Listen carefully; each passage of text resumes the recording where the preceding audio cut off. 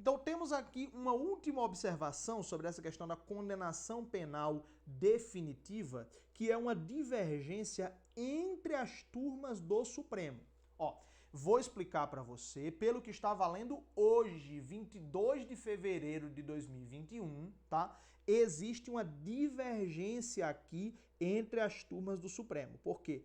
A segunda turma do STF, ela entende que a perda sempre depende de decisão da casa. A perda por condenação penal sempre depende de decisão da casa, qualquer que seja a pena aplicada.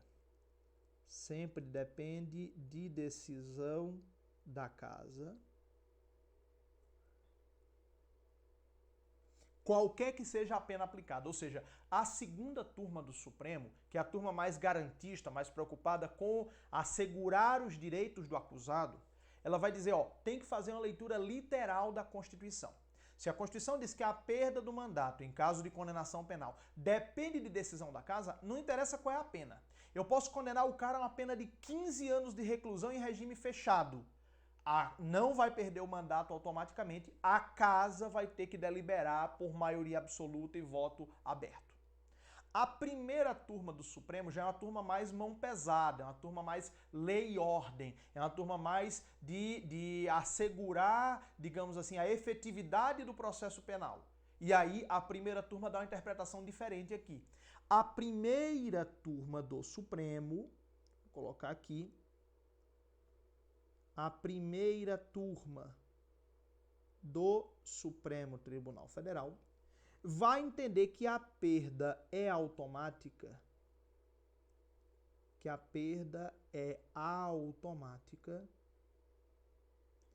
se a pena, se aplicada,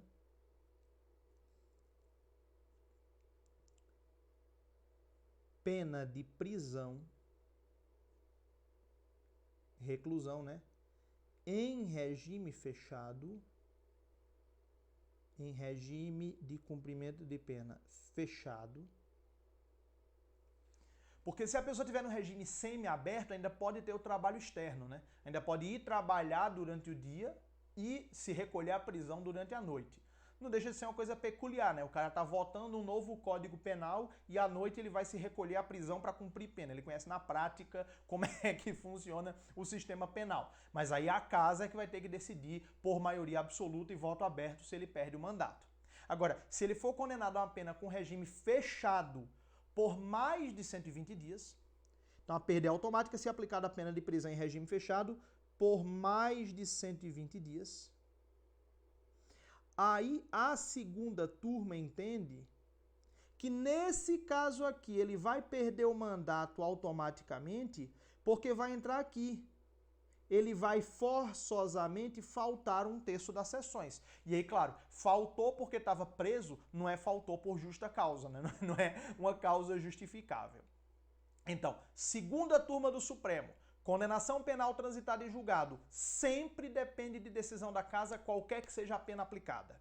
Primeira turma do Supremo Tribunal Federal, a perda do cargo por condenação penal depende de decisão da casa, a menos que seja aplicada a pena de reclusão em regime inicial fechado por mais de 120 dias. Beleza? Temos aqui essa divergência. Essa divergência não acredito que apareça em prova objetiva. Pode aparecer numa prova discursiva. Aí na prova discursiva, meu filho, você humilha o examinador. Você fala que perda ou suspensão dos direitos políticos é causa de perda automática do mandato pelo procedimento da extinção declarado pela mesa diretora, sem precisar ir para o plenário, ato vinculado. Porém, no caso de condenação penal transitada em julgado, como teve uma hipótese de tratamento separada por decisão do constituinte originário no 55, inciso 6º, então se submete ao procedimento de cassação do mandato, que depende de decisão da casa em plenário, ato discricionário, maioria absoluta, voto aberto. havendo aqui divergência entre as turmas do Supremo Tribunal Federal.